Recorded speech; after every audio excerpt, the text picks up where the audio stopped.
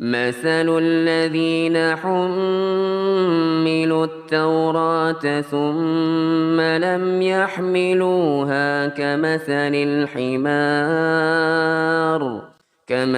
الحمار يحمل أسفارا بئس مثل القوم الذين كذبوا بآيات الله والله لا يهدي القوم الظالمين. 6 bulan setelah Ramadan itu pergi berlalu, maka mereka berdoa kepada Allah Tabaraka wa Ta'ala agar kiranya amal yang telah mereka kerjakan di bulan Ramadan, bersamaan dengan itu amal yang mereka kerjakan telah berada di puncak amalan. Kalau kita ingin melihat bagaimana amalan mereka para salaf di bulan Ramadan, maka sudah tak perlu lagi dipertanyakan, tak perlu lagi diragukan bagaimana kesungguhan mereka dari membaca Al-Quran, sholat malam, dan lain sebagainya. Bersamaan dengan itu, 6 bulan setelah Ramadan, selama 6 bulan itu mereka meminta kepada Allah agar kiranya amal yang telah mereka kerjakan di bulan Ramadan itu diterima oleh Allah Tabaraka wa Ta'ala. Dan demikian Al-Imam Ibn Rajab Al-Hanbali menyebutkannya di dalam Lataiful Ma'arif. 6 bulan sebelum Ramadan tiba, mereka berdoa kepada Allah untuk bisa dipertemukan dengan Ramadan. 6 bulan setelah Ramadan bahkan mereka meminta kepada Allah agar amalan yang telah mereka kerjakan diterima oleh Allah Tabaraka wa Ta'ala. Inilah mereka para as-salaf yang kemudian seharusnya bagi kita untuk mencontoh keadaan mereka. Bagaimana kerinduan mereka terhadap bulan Ramadan, bagaimana kekhawatiran mereka terhadap amalan yang telah mereka kerjakan di bulan Ramadan, bersamaan dengan itu amalan mereka telah sampai di puncaknya. Jamaah sekalian rahimani wa rahimakumullah, ketika datang bulan Ramadan, Rasulullah sallallahu alaihi wasallam memberikan kabar gembira dengan kedatangan bulan Ramadan ini. Ramadan ketika datang ini merupakan sebuah kabar gembira. Ini merupakan sesuatu yang sangat menggembirakan bagi Rasulullah sallallahu alaihi wasallam. Oleh karenanya sahabat yang mulia Abu Hurairah radhiyallahu taala anhu mengatakan di dalam riwayat Al-Imam An-Nasa'i dan Ahmad, qala Rasulullah sallallahu alaihi wa ala alihi wasallam yubashshiru ashabahu.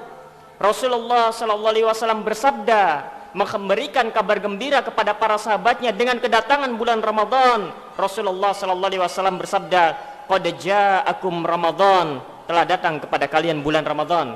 Syahrun mubarakun, bulan yang diberkahi. Iftaradallahu alaikum siyamahu, di mana Allah Tabaraka wa Ta'ala mewajibkan untuk berpuasa di siang harinya. Tuftahu fihi abwabul jannah wa tughlaqu fihi abwabul jahim wa tughallu fihi syayatin. Di bulan Ramadan dibukakan pintu-pintu surga. Di bulan Ramadan dikunci, ditutup pintu-pintu neraka. Di bulan Ramadan para syaitan dibelenggu. Rasulullah SAW mengkabarkan kabar gembira dengan kedatangan bulan Ramadan. Sehingga kalau kita perhatikan keistimewaan bulan Ramadan, kemuliaan bulan Ramadan, keutamaan bulan Ramadan, kita akan runutkan satu persatu. Yang pertama, Rasulullah SAW mengkabarkan tentang keistimewaan bulan Ramadan, tentang kemuliaan bulan Ramadan, tentang keutamaan bulan Ramadan, yang mana datangnya bulan Ramadan ini bagi Rasulullah SAW merupakan sesuatu yang membahagiakan. Bagi Rasulullah SAW ini merupakan sesuatu yang menggembirakan. Oleh karenanya Rasulullah SAW memberitakan kabar gembira dengan kedatangan bulan Ramadan ini. Apa itu bulan Ramadan? Bulan Ramadan adalah bulan yang diberkahi. Apa itu bulan Ramadan? Di bulan Ramadan pintu-pintu surga semuanya dibuka. Apa itu bulan Ramadan? Di bulan Ramadan pintu-pintu neraka semuanya ditutup. Di bulan Ramadan para syaitan dibelenggu.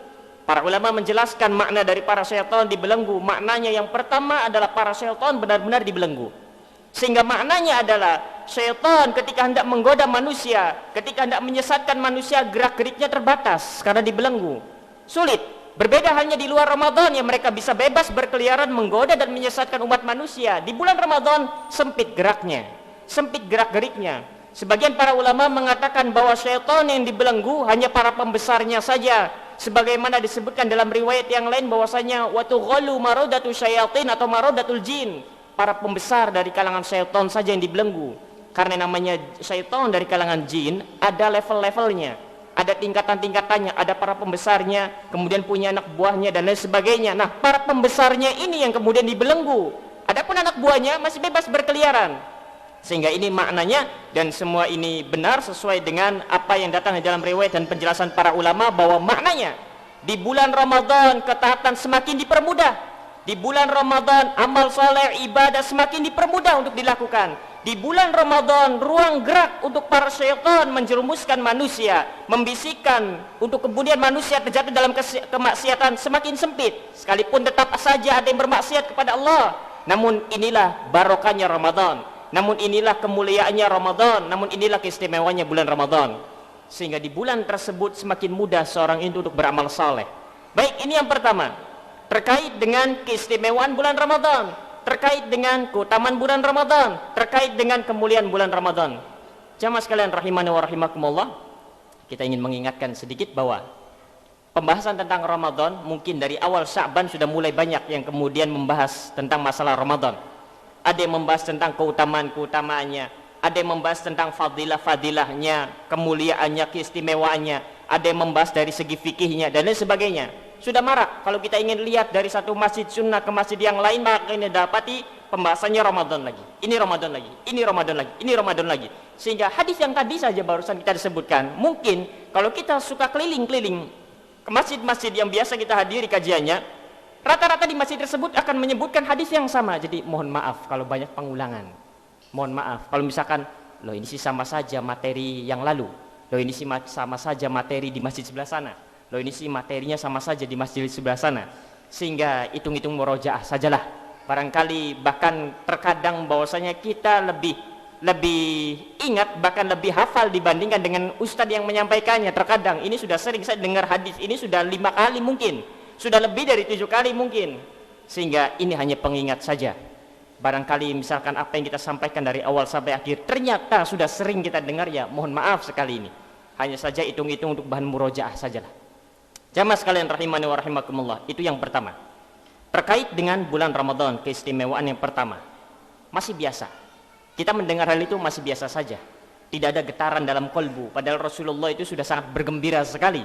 Sehingga tatkala datang bulan Ramadan, Rasul langsung mengkabarkan kabar gembira ini. Kita yang mendengar kabar gembira ini biasa saja. Karena sudah sering mendengarnya. Sudah sering mendengarnya. Dari tahun ke tahun, dari tahun ke tahun. Sehingga akhirnya membuat hati ini menjadi biasa saja. Rasulullah SAW yang kedua, keistimewaan berikutnya dari bulan Ramadan, kemuliaan berikutnya dari Ramadan, keutamaan berikutnya dari Ramadan, barokah Ramadan. Rasulullah SAW bersabda di dalam riwayat Al-Imam Tirmidzi, Rasulullah SAW bersabda, walillahi utaqa'u minan nar wa dzalika kullu lailatin. Di bulan Ramadan Allah memiliki hamba-hamba yang dibebaskan dari api neraka, wa dzalika kullu lailatin, dan itu terjadi setiap malamnya. Ini yang kedua, kemuliaan keistimewaan yang kedua dari bulan Ramadan, di mana Allah tabaraka wa taala memiliki hamba-hamba yang dibebaskan dari api neraka, dan Allah membebaskan hamba-hamba pilihannya tersebut dari api neraka terjadi setiap malamnya, dan itu hanya terjadi di bulan Ramadan saja. Setiap malam bulan Ramadan Allah memiliki hamba-hamba pilihannya yang dibebaskan dari api neraka. Sehingga ini kemuliaan yang besar, ini keutamaan yang besar, keistimewaan dari bulan Ramadan. Orang yang cerdas, dia akan berupaya agar bagaimana caranya agar dialah salah seorang dari hamba yang dibebaskan dari api neraka tersebut. Dan itu hanya terjadi di bulan Ramadan. Bagaimana caranya? Siapa mereka yang mendapatkan keutamaan, kemuliaan, keistimewaan ini, menjadi hamba-hamba Allah tabaraka wa taala yang dibebaskan, menjadi salah seorang dari hamba Allah yang dibebaskan dari api neraka setiap malam bulan Ramadan? Mereka yang memaksimalkan bulan Ramadan di siang harinya. Mereka yang memanfaatkan dengan baik perjumpanya dengan bulan Ramadan. Orang itu untuk menjadi kekasih Allah, terkadang Allah memiliki caranya sendiri. Allah memiliki jalan takdirnya yang telah Allah tabaraka wa taala tetapkan. Kalanya orang itu menjadi kekasih Allah tabaraka wa taala dengan berusaha, dengan beramal soleh, dia membaca Al-Quran, dia sholat malam, dia bersedekah dan lain sebagainya, sehingga dia sampai kepada tingkatan di mana dia menjadi kekasih Allah tabaraka wa taala. Caranya begitu, dan itulah yang kita coba lakukan.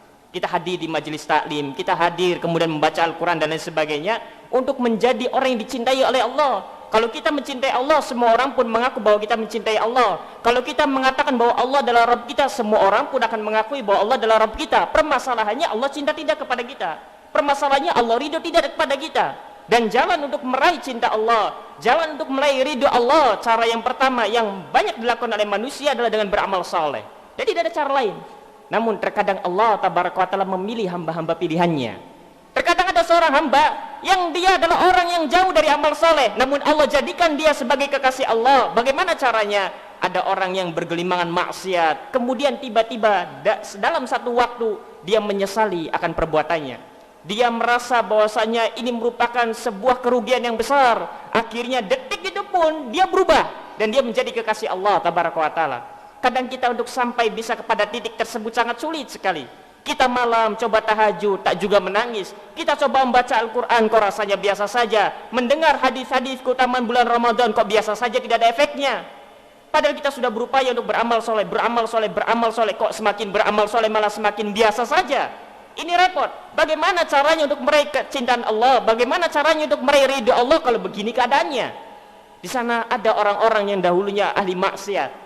Tiba-tiba dalam seketika waktu mendengar sebuah kalimat, melihat sebuah kejadian, ternyata dia menjadi orang yang paling takut kepada Allah. Ternyata dia adalah orang yang paling mudah untuk meneteskan air mata, akan takut akan dosa-dosanya yang menimpanya dan lain sebagainya. Sehingga jalan untuk meraih kecintaan Allah dan keridhaan Allah terkadang ada dua bentuk semacam ini.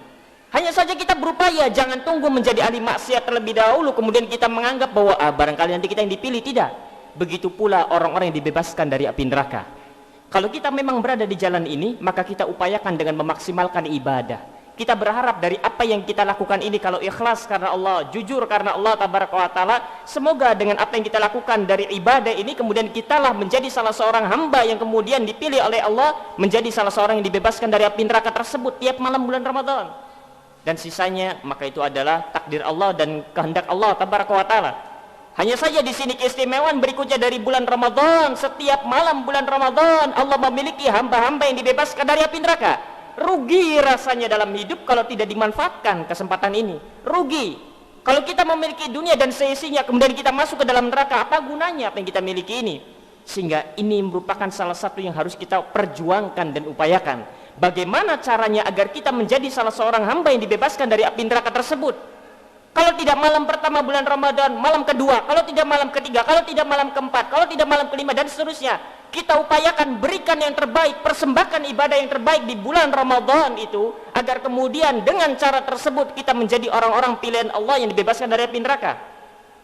Sehingga kita tidak tahu apakah kita orang tersebut ataukah tidak, kita hanya bisa memberikan yang terbaik dalam ibadah kita. Baik, ini yang kedua berikutnya, dan ini tidak terjadi di malam-malam biasa. Ini hanya ada di bulan Ramadan saja. Sehingga harus difahami bahwa setiap malamnya Allah memiliki hamba-hamba yang dibebaskan dari api neraka, dan kita berupaya untuk menjadi salah seorang dari hamba tersebut yang dibebaskan dari api neraka. Kemudian yang ketiga, keistimewaan berikutnya dari bulan Ramadan, keutamaan berikutnya dari bulan Ramadan. Kita mulai dari yang kita mendengarnya biasa dulu. Agak naik yang kedua, sudah mulai agak hati ini agak bergetar sedikit. Kita naik yang ketiga, mulai kemudian hati ini tambah getarannya tambah kencang. Kemudian kita naik lagi keistimewaan yang berikutnya, membuat hati ini benar-benar semakin bergetar. Kita mulai dari begitu dulu. Kan kalau yang pertama kan biasa saja. Sudah sering kita mendengarnya 5 kali, 7 kali. Sekalipun Rasulullah menganggapnya itu merupakan sebuah kegembiraan. Baik, yang ketiga, keistimewaan bulan Ramadan dibandingkan bulan-bulan lain adalah Allah tabaraka wa taala melipat gandakan kebaikan amal soleh ibadah yang dikerjakan oleh seorang hamba. Apa yang dilipat gandakan? Allah lipat gandakan kualitas amal tersebut dan Allah lipat gandakan kuantitasnya. Amal yang dikerjakan di dalam bulan Ramadan menjadi amal terbaik bila dibandingkan dengan amal yang kita kerjakan di luar Ramadan dengan amalan yang sama. Dan juga ganjaran pahalanya Allah lipat gandakan. Berapa? Wallahu ta'ala alam, hanya Allah tabaraka wa ta'ala saja yang tahu berapa lipat gandanya. Yang jelas bulan Ramadan Allah lipat gandakan kebaikan, Allah lipat gandakan amal soleh yang dikerjakan oleh seorang hamba, Allah lipat gandakan ibadah ketaatan yang dikerjakan oleh seorang hamba, dilipat gandakan apanya? Kualitas dan kuantitasnya. Allah jadikan amal tersebut menjadi amal yang terbaik bila dibandingkan dengan amal yang sama di luar Ramadan yang dikerjakannya, dan ganjaran pahalanya pun Allah lipat gandakan.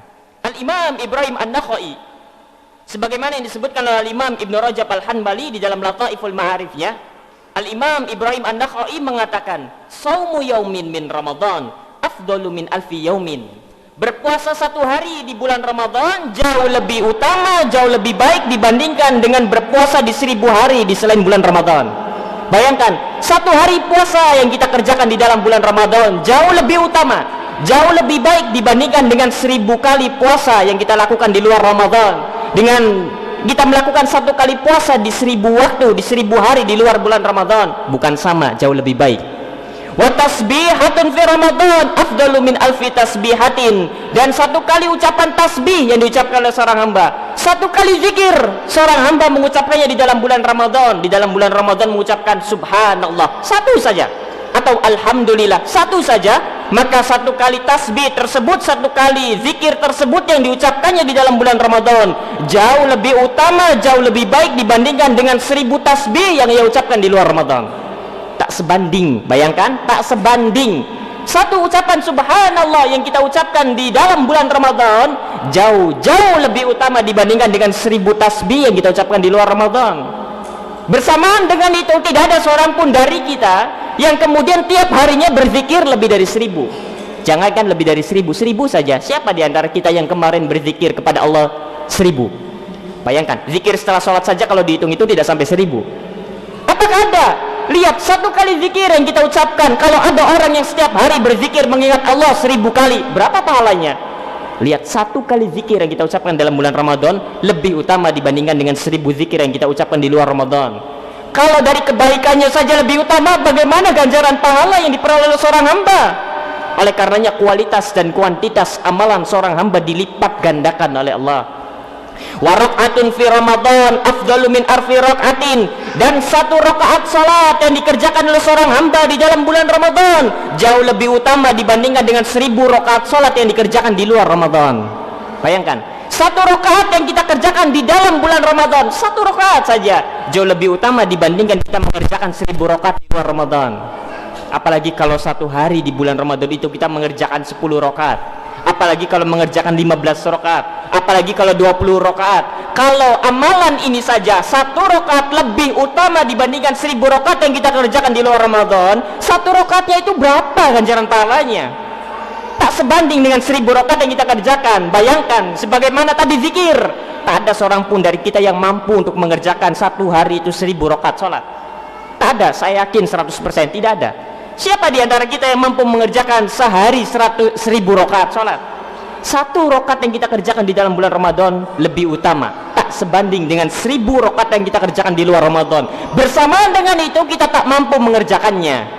Sehingga kalau datang bulan Ramadan, musim panen pahala semacam ini, tak kemudian kita manfaatkan, sangat rugi sekali. Sangat rugi sekali. Motivasi untuk banyak beribadah tak mampu kita kerjakan. Terbatas waktu kita, banyak kesibukan. Ramadan adalah tempatnya. Kalau kita tak mampu untuk banyak mengerjakan ketaatan, misalkan satu saja, itu sudah lebih utama dibandingkan 1000. Sudah begitu kemudian kita telantarkan Ramadan, sudah begitu kemudian kita sia-siakan, sudahlah merugi di atas kerugian kemudian hidup kita. Sehingga jamaah sekalian rahimani wa rahimakumullah, ini merupakan di antara keistimewaan Ramadan berikutnya. Allah lipat gandakan kebaikan, amal soleh, ketaatan yang dikerjakan oleh seorang hamba. Al-Imam Az-Zuhri rahimahullah tabaraka wa ta'ala mengatakan, tasbihatun fi Ramadan khairun min alfi tasbihatin fi ghairihi. Satu tasbih yang diucapkan oleh seorang hamba di dalam bulan Ramadan khairun, jauh lebih baik dibandingkan dengan 1000 tasbih yang diucapkan di selain bulan Ramadan.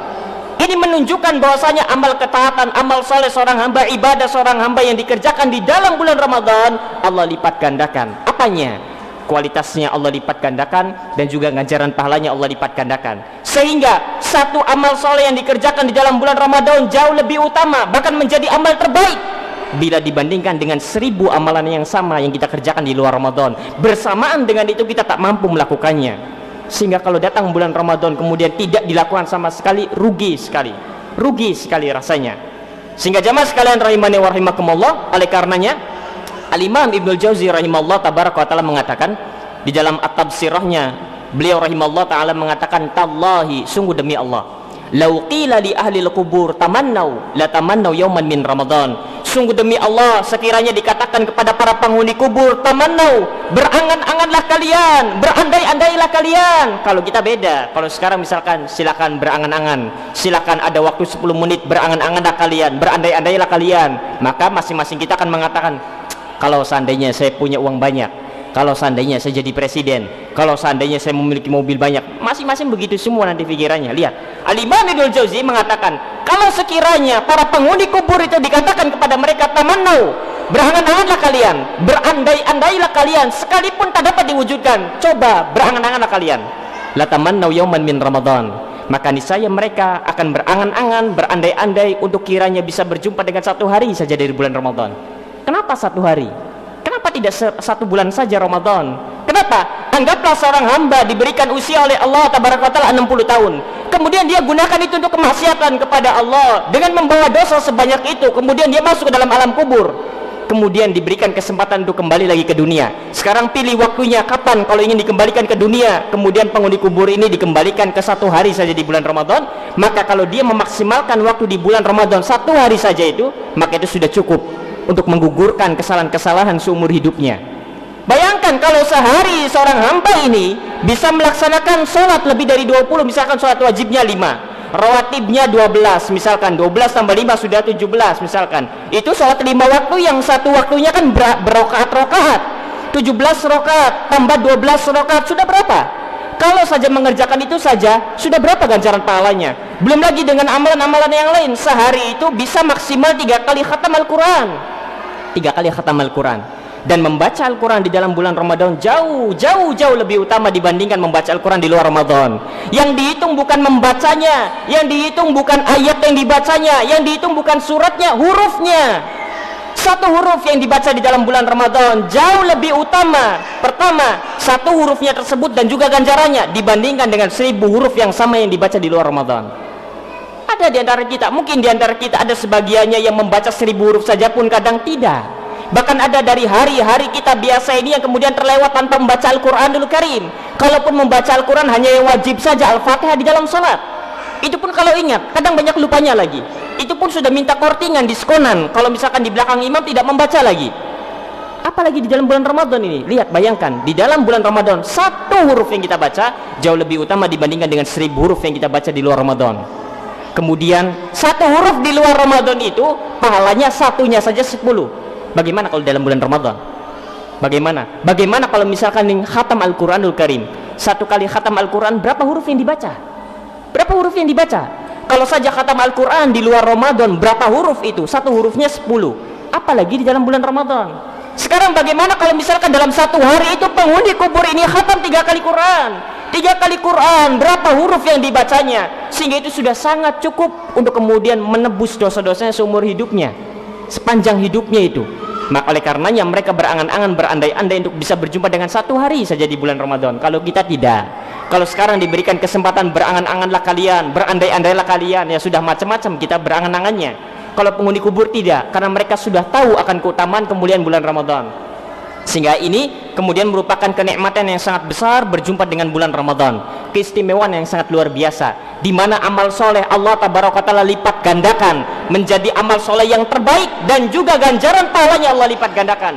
Kualitas dan kuantitas amal soleh tersebut menjadi dilipat gandakan oleh Allah Tabaraka Ta'ala. Sehingga mumpung belum masuk bulan Ramadan, harus kita persiapkan dari sekarang, mumpung belum terlambat juga, mumpung belum terlewat bulan Ramadan tersebut. Jadikan Ramadan kali ini menjadi Ramadan yang sangat indah bagi hidup kita. Jadikan Ramadan kali ini menjadi Ramadan yang terbaik dalam hidup kita. Bagaimana caranya?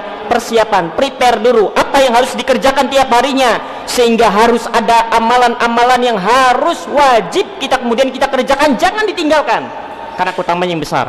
Pertama, amalan tersebut yang harus dijaga dalam membaca Al-Quranul Karim. Membaca Al-Quranul Karim. Kalau kita perhatikan perjalanan salafus saleh ketika mereka berjumpa dengan bulan Ramadan, maka mereka semua akan menghabiskan waktunya bulan Ramadan dengan membaca Al-Quranul Karim.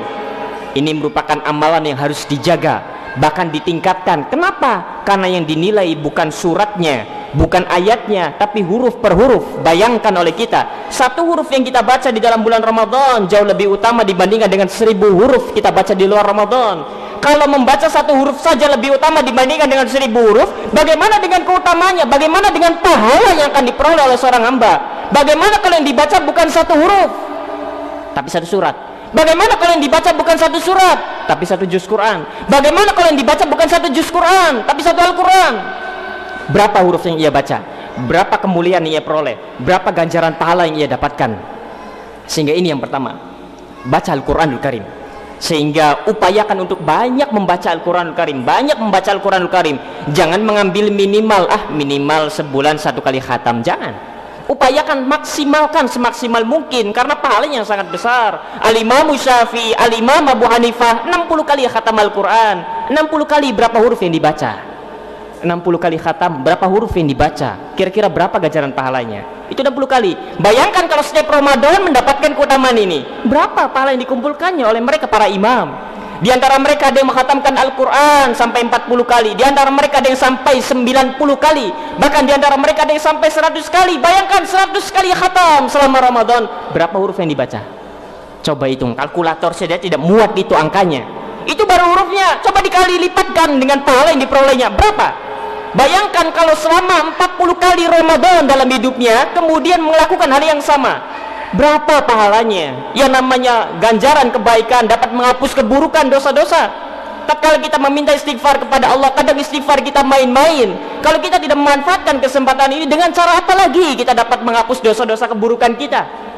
Sehingga rugi kalau kemudian dibiarkan berikutnya, rugi kalau ditelantarkan saja, rugi kalau disia-siakan bulan Ramadan. Sehingga harus ini, mumpung belum menyesal, mumpung belum masuk bulan Ramadan, dan semoga kita dipertemukan oleh Allah dengan bulan Ramadan, wajib baca Al-Quran tiap hari sebisa mungkin. Jangan sehari 1 juz cukup, jangan, maksimalkan semampu kita berapapun itu.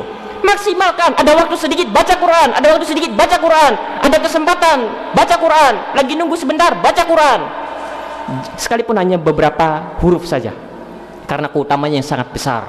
Ini yang pertama, membaca Al-Quran, jangan ditinggal membaca Al-Quran. Kemudian yang kedua, sholat yang harus kemudian dijaga dan diupayakan, bahkan ditambah adalah sholat sunnah kita di dalam bulan Ramadan. Harus dijadwalkan ini, di bulan Ramadan. Sholat sunnah harus ditambah. Kalau sholat wajib kan tidak bisa ditambah, sudah segitu saja. Sholat sunnahnya ditambahkan. Kalau bisa kerjakan rawatib bersama dengan yang wajib, rawatibnya juga rawatib yang maksimal 12, kecuali kalau mepet misalkan, kecuali kalau kita di luar misalkan dan tidak mampu, hanya bisa 10. Rawatibnya 2 rakaat sebelum subuh, 4 rakaat sebelum zuhur, 2 rakaat setelah zuhur, 2 rakaat setelah maghrib, 2 rakaat setelah isya. Rawatibnya dijaga sebisa mungkin yang 12 rakaat. Karena 1 rakaat sholat yang kita kerjakan lebih utama dibandingkan dengan 1000 rakaat sholat yang sama yang kita kerjakan di luar Ramadan. Kalau dari 1 rakaat saja lebih utama, kira-kira berapa pahalanya? Tadi itu lebih besar lagi. Sehingga wajib rutinkan untuk kemudian kita mengerjakan amal-amal ini, jangan sampai ditinggal. Sholat rawatibnya tambah, jaga. Kemudian juga sholat sunnah yang lain, sholat antara azan dan iqamah. Ketika datang waktu asar, ada antara azan dan iqamah sebelum asar 2 rakaat misalkan, atau ingin yang 4 rakaat silakan, tapi ini bukan rawatib, ini antara azan dan iqamah. Kemudian juga sebelum maghrib ada antara azan dan iqamah 2 rakaat, kerjakan. Sebelum isya ada antara azan dan iqamah, kerjakan. Upayakan untuk ditambah demikian. Kemudian juga tambahkan dengan sholat duhanya, tambahkan. Mampu 2 rakaat tiap hari, jangan ditinggal. 4 rakaat 6 rakaat, 8 rakaat. Bayangkan kalau bisa dimaksimalkan selama Ramadan, luar biasa ganjaran pahala yang diperolehnya. Sehingga ini amalan berikutnya yang harus kemudian dijaga, dirutinkan, bahkan ditingkatkan kalau memang kita kemudian belum meningkatkannya di bulan Ramadan. Persiapkan ini, jangan sampai ada 1 hari yang kemudian terlewat dari membaca Al-Quran, jangan sampai ada 1 hari yang terlewat dari sholat sunnah. Kemudian berikutnya yang harus dijaga berikutnya adalah sedekah, infak. Karena 3 amalan ini 3 amalan utama ini di bulan Ramadan. Rasul tak meninggalkannya. Rasul SAW adalah orang yang paling dermawan. Di bulan Ramadan jauh lebih dermawan lagi. Rasulullah itu sudah jangan ditanyakan lagi tentang membaca Al-Qurannya. Di dalam bulan Ramadan Rasulullah SAW talaqi dengan Jibril. Rasulullah SAW adalah, kalau ditanya tentang sholat malamnya jangan ditanya lagi, sholat sunnahnya jangan ditanya lagi. Di bulan Ramadan Rasulullah jauh lebih bersemangat lagi. Sehingga ini merupakan 3 amalan yang harus dijaga. Begitu pula dengan infak dan sedekah. Upayakan selama bulan Ramadan harus setiap hari itu ada yang kita infakkan. Siapkan 30.000, siapkan 50.000. Bayangkan 100 perak yang kita keluarkan di bulan Ramadan, 100 perak yang kalau kita temukan di jalan tidak akan dilirik. Tidak akan dilirik 100 perak itu, dia akan dilewati begitu saja. Ketika 100 perak itu kita infakkan dalam bulan Ramadan, di dalam bulan Ramadan, maka 100 perak yang kita keluarkan dengan ikhlas karena Allah, dengan mengharapkan pahala Allah tabaraka wa taala, 100 perak itu jauh lebih utama dibandingkan dengan 100 perak yang kita keluarkan sebanyak 1000 kali di luar Ramadan. Kalau sehari selama bulan Ramadan 100 perak, 100 perak, 100 perak, sudah luar biasa sekali. 100 perak dikeluarkan sebanyak 1000 kali, berarti berapa totalnya? 10 juta atau 100 juta? 100 perak dikeluarkan sebanyak 1000 kali, berarti 10 juta atau 100 juta? Berapa? 10 juta atau 100 juta? 100 perak ini dikeluarkan sebanyak 1000 kali. Kira-kira 100 perak yang kita keluarkan di dalam bulan Ramadan jauh lebih utama dibandingkan dengan 100 perak yang kita keluarkan sebanyak 1000 kali di luar Ramadan. 100 perak ini kalau dikeluarkan sebanyak 1000 kali kira-kira 10 juta atau 100 juta? 100.000. 100 perak nolnya 2, tambahkan 1000 nolnya 3, tambahkan nolnya 3 di belakang jadi 100.000. Bayangkan kalau setiap Ramadan, setiap hari bulan Ramadan kita hanya mengeluarkan 100 perak, 100 perak, 100 perak, tak sebanding dengan kita mengeluarkan tiap hari 100.000. Itu pun kita tidak mampu. Tiap hari 100.000, 100.000, 100.000, tiap hari istiqomah tanpa henti. Tiap hari 100.000 kita tidak mampu. Ini 100 perak tak sebanding dengan 100.000. Bayangkan. Apalagi kalau 1000. Kalau 1000 berarti berapa? Lebih utama dibandingkan dengan 1000 yang kita keluarkan sebanyak 1000 kali. Kalau 1000 berarti berapa? 100.000 tambahkan lagi di belakang 1 juta. Kalau setiap Ramadan, setiap hari di bulan Ramadan kita infakkan 1000 begitu, lebih utama dibandingkan dengan 1 juta yang kita keluarkan setiap harinya. Dan kita tidak ada yang mampu juga.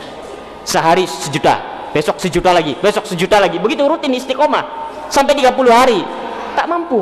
Ini 1000, bayangkan. Tak sama, bukan sebanding, lebih baik. Sehingga ini kesempatan emas ini. Bayangkan keutamaan sedekah sangat banyak sekali.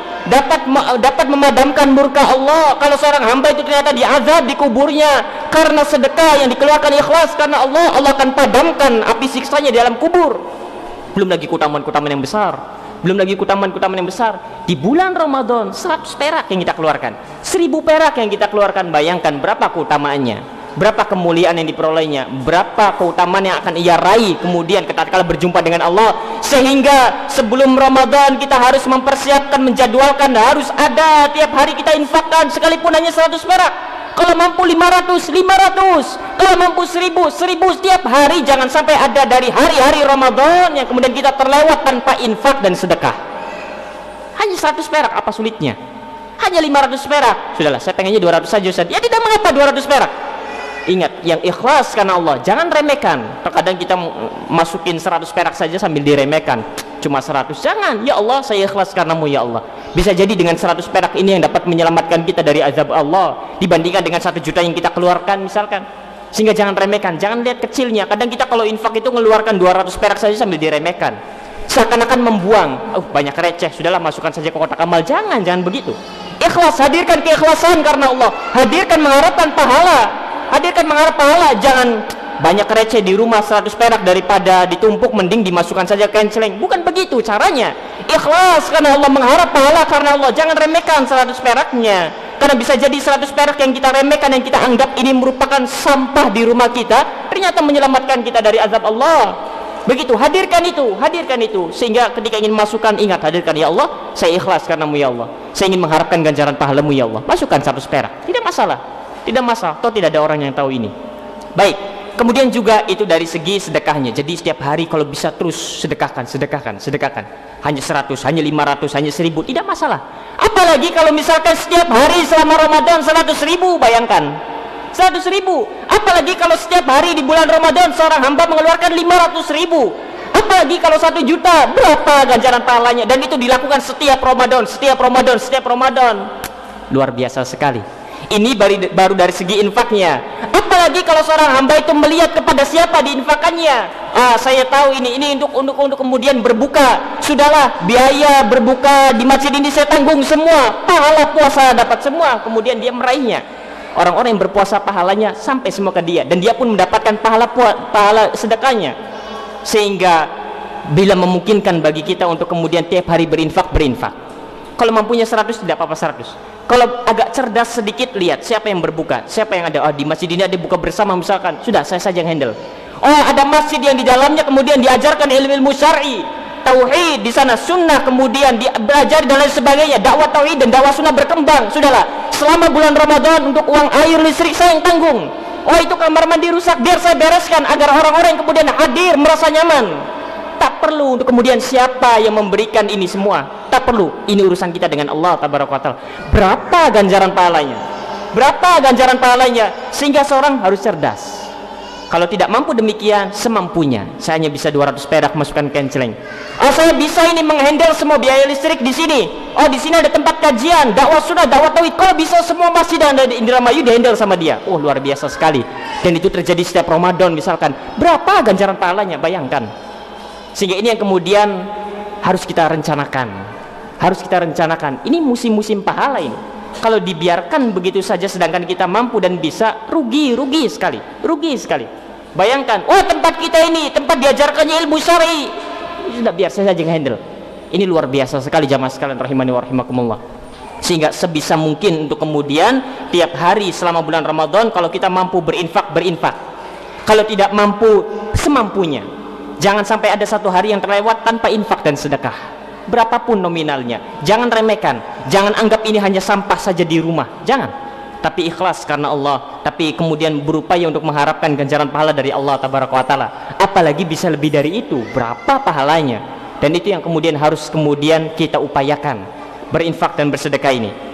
Jamaah sekalian rahimani wa rahimakumullah, Rasulullah SAW bersabda di dalam hadis dikeluarkan oleh Imam Muslim dan juga Abu Daud. Rasulullah SAW bersabda, "Idza matal insanu in qata'a anhu 'amalu illa min thalatha."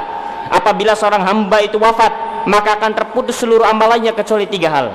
Apa saja? Shadaqatin jariyah, sedekah jariyah, au ilmin yuntafa'u bi, ilmu yang bermanfaat yang diajarkan, kemudian au waladin salihin yad'u lahu, atau seorang anak yang soleh yang senantiasa mendoakan kebaikan untuknya. Seorang hamba, kalau kita bisa untuk mengerjakan ibadah yang paling utama, kerjakan. Kalau kita tidak mampu untuk mengerjakan ibadah yang paling utama, ambil ibadah yang di bawahnya. Kalau tidak mampu juga ambil ibadah di bawahnya. Kalau tidak mampu juga ambil ibadah yang di bawah tingkatannya. Kalau tidak mampu sama sekali, jadilah orang-orang yang mendukung ibadah tersebut berjalan. 3 hal ini tidak terkumpul kecuali pada diri seorang alim semua. 3 hal ini. Bayangkan kalau kita misalkan kita paling hanya bisa mendapatkan 1 atau 2 saja. 3 ini semuanya terkumpul pada diri orang alim. Orang alim itu 3 hal ini terkumpul semua pada dia. Syekhul Islam Ibn Taimiyah terkumpul semua pada dirinya, sedekah jariyah, ilmu yang bermanfaat, doa anak-anak yang soleh. Sekalipun Syekhul Islam Ibn Taimiyah belum sempat menikah, karena ilmu yang diajarkan merupakan seutama-utamanya sedekah. Dan bayangkan kalau itu dikeluarkan di bulan Ramadan, karena yang namanya, dan itu menjadi sedekah jariyah, dan juga itu adalah ilmu yang bermanfaat. Dan Syekhul Islam Ibn Taimiyah setiap zaman terdengar orang ketika mengucapkan Syekhul Islam Ibn Taimiyah rahimahullah, rahimahullah, rahimahullah, ghafarallahu lahu, qaddasallahu ruhahu, doa. Sehingga 3 hal ini tidak terkumpul kecuali semuanya terkumpul pada diri seorang alim. Kalau kita mendapati tempat-tempat masjid-masjid diajarkan ilmu di sana, tempat-tempat yang diajarkan ilmu di sana, kalau kita mampu untuk menjadi salah seorang dari 3 ini, lakukan. Kalau tidak mampu, minimalnya kita punya andil. Bagaimana caranya? Apa yang kurang? Biar saya saja. Apa yang kurang? Kitab kurang, biar saya saja yang menghandlenya. Jadi begitu. Saya tidak mampu mengajar, saya tidak mampu ini dan itu. Apa yang bisa saya berikan supaya saya mendapatkan 3 keutamaan ini? Bantu dengan cara dihandle. Sudah, kitab biar saya saja. Oh, ini kamar mandinya kurang nyaman, biar saya saja, agar para talabatul ilmi yang kelak menjadi orang-orang alim itu merasa nyaman. Begitu harus bermuamalah kepada Rabbul Alamin. Apa yang kurang di tempat ini? Oh, tidak ada meja, biar saya saja menyediakan mejanya, agar orang-orang yang kemudian di kemudian hari menjadi ulama besar, mereka nyaman dalam belajar. Begitu harusnya. Jangan kemudian, oh kamu mau nggak? Itu butuh ini, padahal kita mampu. Rugi. Sehingga apalagi kalau seorang alim itu kemudian yang menghandle 3 ini. Oh, tidak ada orang yang paling saya iri kepadanya kecuali seorang alim yang sudahlah dia alim Rabbani, ilmunya bermanfaat, kemudian dia menghandle semuanya. Luar biasa. Ada pernah kita dapatkan beberapa orang begitu. Bayangkan, seorang alim mengajarkan ilmu yang manfaat, seorang alim yang benar-benar alim datang di masjid, dia yang membiayai penuntut ilmu yang hadir. Apa yang kurang? Kitab, dia yang membiayai, tanpa ada seorang pun yang tahu kecuali hanya dia dan panitia saja, dan saat itu menjadi panitianya saya. Begitu, ada orang-orang begitu. Bayangkan, orang alim. Bayangkan, ketika masjid mengatakan biarkan selain masjid, nanti kita setengahan saja, setengahan untuk masjid, setengah untuk ustadznya, untuk kemudian biaya transportasi. Ustadz ini mengatakan tidak, biar kita saja yang menghandle. Pertama, biaya makan talabatul ilmi itu dari saya, dan juga biaya listrik dan keuangan masjid dari saya. Bayangkan, tidak ada orang yang paling saya iri dalam hidup ini kecuali dia. Orang semacam itu. Orang semacam itu sudah diborong semua, itu kebaikan dunia akhirat diborong semua sama dia. Apalagi yang tersisa? Bayangkan ini merupakan sesuatu yang kemudian harus kita rencanakan, terutama di bulan Ramadan. Semua hal yang berkaitan dengan kebaikan, kalau kita mampu mengerjakannya, kerjakan. Kalau tidak mampu, jadilah orang yang ikut investasi di dalamnya, supaya kecipratan juga apa yang dibutuhkan. Lihat tempatnya, apalagi ini masjid sunnah. Jangan dibandingkan mana yang lebih utama, sedekah di masjid atau di sekolah atau ke orangnya. Lihat, ahli sunnah bukan. Diajarkan ilmu tidak? Diajarkan ilmu, semuanya utama. Tempat diajarkannya ilmu utama. Sekolah diajarkan ilmu sunnah utama. Penuntut ilmu seorang ahli sunnah utama. Begitu harusnya seorang bermuamal kepada Rabbul Alamin. Tambahkan juga setelah itu, setelah kita memanfaatkan kesempatan emas ini, kemudian lihat anak-anak yatim. Anak-anak yatim, apalagi anak yatimnya ahli sunnah. Lihat juga para janda yang ditinggal mati oleh suaminya misalkan, yang mereka kesulitan dalam hidupnya, apalagi ahli sunnah. Berikan bantuan kepada mereka. Bayangkan kalau itu terjadi setiap Ramadan. Dan bayangkan kalau itu terjadi setiap hari dalam hidup kita, berapa pahala yang ia peroleh. Bayangkan kalau misalkan kita ikut andil, ikut investasi. Saya ingin yang menghandle semua ini, saya saja sudah. Selama bulan ini di masjid ini saya pada belajar. Kemudian di kemudian hari menjadi para ulama. Dia mengajarkan ilmu yang kemudian kita ikut andil investasi di dalamnya. Kita wafat, ganjaran pahala itu terus mengalir pada diri kita. Sehingga ini harus kemudian kita rencanakan dalam hidup ini. Karena tidak akan datang kesempatan dua kali. Apalagi Ramadan. Kalau kita tidak mampu mengerjakan amal soleh, maka minimalnya kita menjadi orang yang andil investasi ketika berjalannya amal soleh tersebut. Saya ingin kemudian masjid ini tarawihnya nyaman, apa yang butuh kipas, biar saya saja memberikan kipasnya. Jangan lihat banyak dan sedikitnya. Jangan saya pengen yang ramai saja, yang sepinya saya tidak mau. Selagi ahlus sunnah, sudahlah. Ini merupakan kesempatan emas. Karena kita bisa jadi yang banyak itu ternyata tidak bermanfaat, yang sedikit ini ternyata menjadi ulama semua, kita tidak tahu. Sehingga selama ahlus sunnah, kalau kita bisa ikut andil. Kan kadang-kadang orang kan hitung-hitungan, saya pengen yang ramai saja. Lah, kalau dia pengen yang ramai, biarkan saya yang sepi saja. Sepi dalam artian yang tarawih hanya 5 orang, 10 orang. Bisa jadi mereka lebih ikhlas dibandingkan dengan yang 100 orang. Sehingga kalau bisa kita yang menghandle semuanya, pengen banyak, pengen sedikit, selama ahlus sunnah, handle semua. Luar biasa. Saya pun berharap memotivasi hal ini, ketika dilakukan saya mendapatkan pahalanya. Begitu. Sehingga luar biasa, kalau kita mampu, kita yang lakukan. Kalau tidak mampu, ya minimalnya kita menjadi orang yang kemudian sebagai orang yang mengiklankannya dan lain sebagainya. Namun masing-masing kita harus memanfaatkan kesempatan ini. Masing-masing kita, karena ini merupakan kesempatan terbesar. Apalagi janji Rasulullah SAW yang lain. Siapa yang memudahkan urusan orang yang kesulitan, man yassara ala mu'sirin yassarallahu alaihi hisabahu yaumal qiyamah. Siapa yang memudahkan urusan orang lain, apalagi orang lain yang dimudahkannya bukan sembarang orang, para talabatul ilmi, orang-orang yang kemudian semangat hadir di majelis ta'lim, tempat yang dimana sunnah Rasulullah SAW diajarkan, tempat dimana tauhid dipelajari, tempat dimana bid'ah itu padam. Maka kata Rasulullah SAW, yassarallahu alaihi hisabahu yaumal qiyamah. Allah akan ringankan hisabnya di hari kiamat. Ini baru hisabnya, belum lagi urusan dunianya, belum lagi yang lain-lainnya. Sehingga rugi kalau dilewatkan. Apalagi di bulan Ramadan, kita harus lebih cerdas lagi di bulan Ramadan. Sehingga ini merupakan amal berikutnya yang harus kita jaga. Sedekah, infak, kalau kita mampu tiap hari. Kalau kita bisa lebih dari itu, biarkan saya saja menghandle. Ada 50 berbuka, biar saya saja. Oh, ini masjid butuh listrik dan ininya, biar saya saja yang ini, supaya nanti para thalabatul ilmi nyaman. Biarkan urusan kita dengan Allah. Tak perlu orang lain kemudian mengetahui kita, tak perlu orang lain menganggap kita, tak perlu. Biarkan ini urusan kita dengan Allah tabaraka wa ta'ala. Sehingga ini yang kemudian harus dipersiapkan, dijadwalkan di bulan Ramadan. Baik. Kemudian selanjutnya, jamaah sekalian rahimani wa rahimakumullah, ini poin ketiga, dilipat gandakannya amal saleh. Oleh karenanya Rasulullah SAW bersabda di dalam hadis yang dikeluarkan oleh Imam Tirmizi juga, Rasulullah SAW bersabda, wa raghima anfu rajulin dakhala alaihi Ramadan thuman salakha qabla an yughfaralah. Sungguh merugi, celaka seorang hamba tatkala dia bisa berjumpa dengan bulan Ramadan, kemudian Ramadan berlalu dari dirinya, qabla an yughfaralah, namun dia tidak mendapatkan ampunan Allah. Tidak ada orang yang lebih celaka, tidak ada orang yang lebih merugi dibandingkan orang semacam ini. Ramadan berlalu dari dirinya, namun dia tidak mendapatkan ampunan Allah. Betapa banyak Ramadan demi Ramadan kita lewati begitu saja tanpa mendapatkan ampunan Allah. Betapa banyak Ramadan demi Ramadan yang kita lewati dalam hidup ini, tak membuat hati ini kita semakin lembut, tak membuat lisan kita semakin dijaga, tak membuat mata ini kemudian dijaga, tak membuat air mata ini berlinang dari kedua air mata. Padahal kesempatan emas. Saya kalau membaca keutamaan-keutamaan semacam ini agak sedih sedikit. Kenapa? Karena Allah tabaraka wa taala betapa maha pemurahnya. Bayangkan kita hidup dipenuhi dengan dosa dan kemaksiatan. Siang dan malam kita bermaksiat kepada Rabbul Alamin. Bersamaan dengan itu Allah, zat yang maha pemurah, memberikan musim yang penuh dengan ampunannya, Ramadan.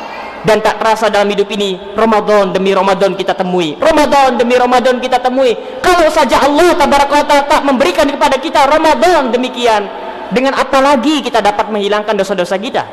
Bayangkan, kurang rahmat apalagi Allah Rabbul Alamin, kurang maha pemurah apalagi Allah tabaraka wa taala, di mana hamba seperti kita tiap hari bermaksiat kepada Allah siang dan malam, yang disadari tidak disadari, kolbu kita, lisan kita, mata kita, pendengaran kita dalam keadaan sendiri tanpa ada orang pun yang melihat, bermaksiat kepada Rabbul Alamin, bersamaan dengan pengetahuan Allah dan bersamaan dengan dosa-dosa yang kita menumpuk sampai tumpuk setinggi awan di langit. Allah berikan kepada kita Ramadan dengan demikian keutamaan dan keistimewaannya. Bayangkan, sudah begitu kita berjumpa dengan Ramadan, berjumpa dengan Ramadan, berjumpa dengan Ramadan. Allah dengan kasih sayangnya memberikan kesempatan kepada kita bahwa kita adalah orang-orang yang terpilih untuk berjumpa dengan Ramadan, namun kita sia-siakan. Allah berikan kesempatan lagi, kita sia-siakan. Allah berikan kesempatan lagi, kita sia-siakan. Allah berikan kesempatan lagi, kita sia-siakan. Butuh tambahan berapa usia lagi untuk kemudian kita memanfaatkan nikmat Allah yang sangat besar ini. Nikmat bisa berjumpa dengan Ramadan bukan nikmat sembarangan. Berapa banyak orang yang kemarin kita ketemui ternyata sekarang sudah tiada. Berapa banyak orang yang tidak faham akan kemuliaan ini dan kita memahaminya sekarang. Dan betapa banyak dari waktu Ramadan demi Ramadan, hari demi hari itu kemudian kita sia-siakan. Kurang rahmat apalagi Allah, kurang pemurah apalagi Allah. Bayangkan, jemaah sekalian rahimani wa rahimakumullah, ini diantara keutamaan berikutnya, keistimewaan berikutnya dari bulan Ramadan. Kita akan naik terus ini. Ini saja sudah sangat menggetarkan kolbu. Akan naik lagi. Diantara keistimewaan bulan Ramadan, yang tadi saja sudah sangat dahsyat sekali, ini lebih dahsyat lagi. Rasulullah sallallahu alaihi wasallam bersabda di dalam riwayat Al-Imam An-Nasai dan Al-Imam Ahmad.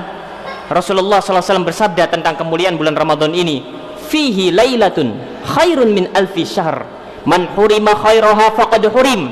Allah tabaraka wa taala memiliki malam yang lebih baik daripada 1000 bulan. Di dalam bulan Ramadan ada sebuah malam yang lebih baik daripada 1000 bulan. Rasulullah sallallahu alaihi wasallam bersabda, man hurima khairaha faqad hurim. Siapa yang terhalangi dari kebaikan malam tersebut, maka sungguh dia telah halangi dari kebaikan yang sangat banyak.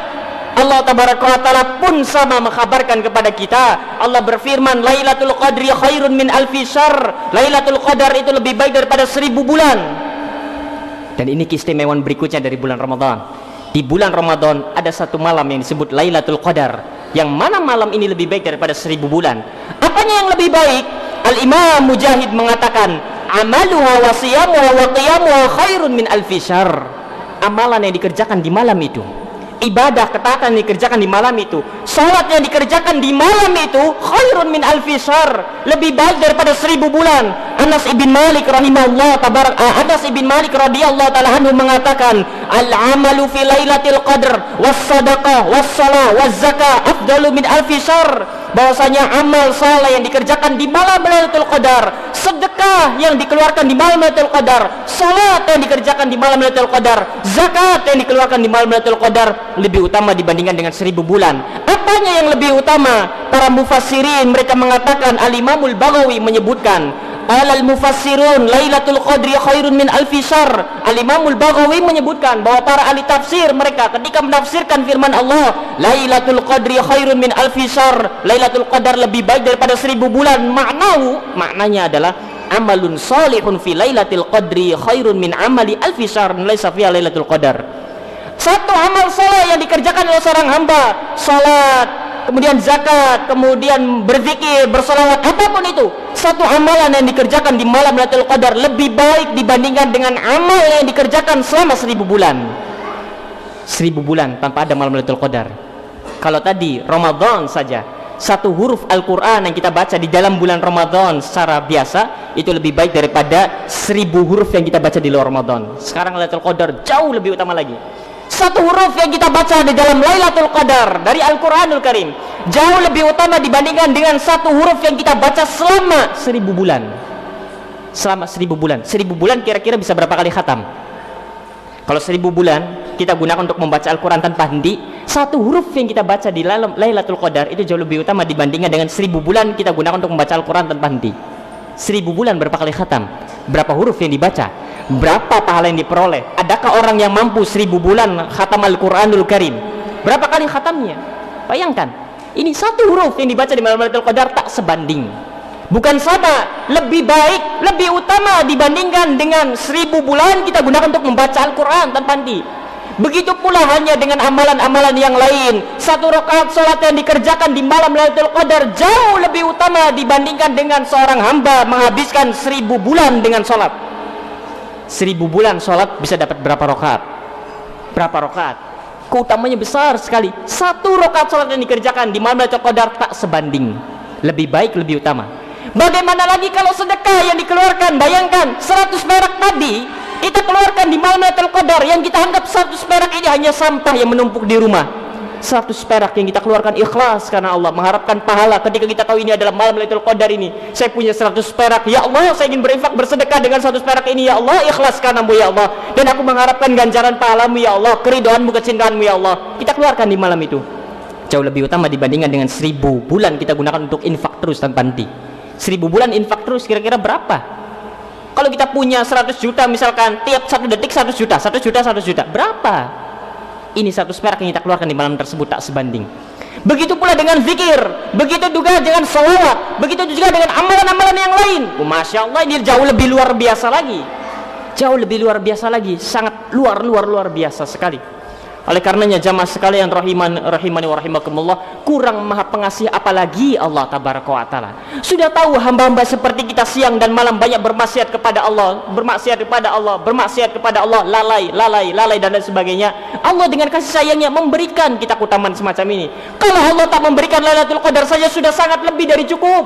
Ramadan saja sudah sangat lebih dari cukup. Allah tambahkan Lailatul Qadar. Kurang maha pemurah apalagi, kurang maha pengasih apalagi Allah tabaraka taala kepada hamba seperti kita.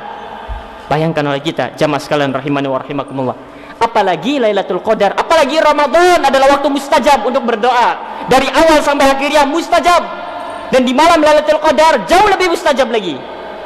Sehingga oleh karenanya Ummul Mukminin diajarkan sebuah doa, karena di waktu malam tersebut mustajab doa, sehingga ini yang kemudian harus kita upayakan. Pertama, kita harus memanfaatkan dengan baik Ramadan tersebut. Kemudian yang kedua, kita harus lebih giat lagi mengupayakan untuk bisa beramal soleh di malam Lailatul Qadar, sehingga kita harus mencari malam Lailatul Qadar tersebut. Oleh karenanya jamaah sekalian rahimani wa rahimakumullah, ini merupakan diantara kesempatan emas. Oleh karenanya di awal Ramadan Rasulullah SAW mengkhabarkan, hadis dikeluarkan oleh Imam Tirmizi juga, Rasulullah SAW bersabda, "Idza kana awwalu lailatin min syahri Ramadan," ketika datang malam pertama di bulan Ramadan, Rasulullah SAW kemudian melanjutkan, "Wa yunadi munadin," ada suara yang menyeru dari langit, "Ya baghiyal khair aqbil," wahai orang-orang yang menginginkan, yang mendambakan kebaikan, maka sambutlah, bersegeralah, Ramadan telah tiba dengan berbagai keistimewaan yang ada di dalamnya. "Wa ya baghiyas syarr aqsir," wahai orang-orang yang senantiasa bergelut dalam kemaksiatan, yang tiap harinya digunakan untuk bermaksiat kepada Allah siang dan malam, aqsir, maka tahanlah, cukuplah, berhentilah dari kemaksiatan tersebut, karena Ramadan merupakan musim panen pahala, rahmat Allah, keridhaan Allah, kecintaan Allah. Sehingga datanglah kabar gembira dari Rasulullah SAW ini. Sehingga ini kemudian yang harus kemudian kita sadari, Ramadan tiap malamnya Allah memiliki hamba-hamba yang dibebaskan dari api neraka. Ramadan kebaikan Allah lipat gandakan kualitas dan kuantitasnya. Ramadan memiliki malam yang mulia, yang mana kalau kita mengerjakan satu amal soleh di malam tersebut jauh lebih utama dibandingkan dengan kita beramal soleh selama 1000 bulan tanpa henti. Bayangkan kalau kita mengerjakan bukan hanya satu. Bayangkan kalau di malam itu kita bisa membaca Al-Quran 1 surat. Bayangkan kalau di malam tersebut kita bisa membaca Al-Quran 1 juz. Bayangkan kalau di malam tersebut kita bisa khatam Al-Quran. Berapa huruf yang kita baca? Dan bayangkan kalau kita bisa mengerjakan sholat malam dengan khusyuk, dengan penuh kehadiran hati di dalamnya. Bayangkan kalau kita bisa berzikir kepada Allah. Bayangkan kalau bisa bersolawat. Bayangkan kalau di malam itu kita sempat bersedekah dan berinfak karena Allah. Bayangkan kalau di malam tersebut kemudian kita bisa mengerjakan berbagai ketaatan. Sudah cukup pertemuan di malam itu untuk kemudian menggugurkan semua dosa yang kita miliki. Ini merupakan kesempatan yang sangat berharga sekali. yang Allah tabaraka wa taala kemudian berikan kepada kita. Jamaah sekalian rahimani wa rahimakumullah, oleh karenanya Rasulullah sallallahu alaihi wasallam memerintahkan kita untuk mencari malam tersebut. Rasulullah SAW bersabda, iltamisuha fil ashril awakhir min Ramadan. Carilah Lailatul Qadar di 10 hari dari bulan Ramadan. Di bulan Ramadan, malam yang mana yang kemudian dia adalah malam Lailatul Qadar? Rasulullah SAW memerintahkan kita untuk mencarinya di 10 hari terakhir bulan Ramadan. Carilah di malam-malam 10 hari terakhir tersebut. Di malam yang mana? Waltamisuha fil ashril awakhir min Ramadan, fil witri. Carilah Lailatul Qadar di bilangan yang ganjilnya, di hari malam-malam yang ganjil dari 10 hari terakhir bulan Ramadan. Sedikit kita ingin mengajari bagaimana cara mencarinya. Hanya saja kita akan berikan dari awalnya dulu. Ketika sudah masuk 10 hari terakhir bulan Ramadan, sudahlah, tiap hari yang kita lewati maksimalkan. Kalau kita 20 hari yang pertama sudah maksimal, maka di 10 hari yang terakhir lebih dimaksimalkan lagi. Jangan sampai terbalik, masih awal, masih pertengahan, belum akhir, nanti saja di akhir saja. Tidak, dari awal sudah dimaksimalkan karena keutamanya sangat besar. Ketika datang akhir 10 hari terakhir, jauh lebih dimaksimalkan lagi, terutama dalam mencari Lailatul Qadar. Ketika kita sudah yakin bahwa ini adalah malamnya, lebih dihabiskan lagi, lebih dimaksimalkan lagi malam tersebut. Bagaimana cara mencarinya? Di mana Lailatul Qadar itu? Iltamis taharrau Lailatul Qadri fil witri. Carilah Lailatul Qadar di malam-malam yang ganjil. Minal ashril awakhir min Ramadan, di 10 hari terakhir bulan Ramadan. Sehingga di malam-malam ganjil di bulan Ramadan harus lebih bersemangat lagi. Kapan malam tersebut? Malam ganjilnya di bulan Ramadan. Pertanyaannya 10 hari terakhir mulainya dari tanggal berapa sampai tanggal berapa? Itu pertanyaannya. 10 hari terakhir bulan Ramadan dimulai dari tanggal 1 sampai 10 atau 11-20? 1 sampai 10 atau 11-20 10 hari terakhir Ramadan?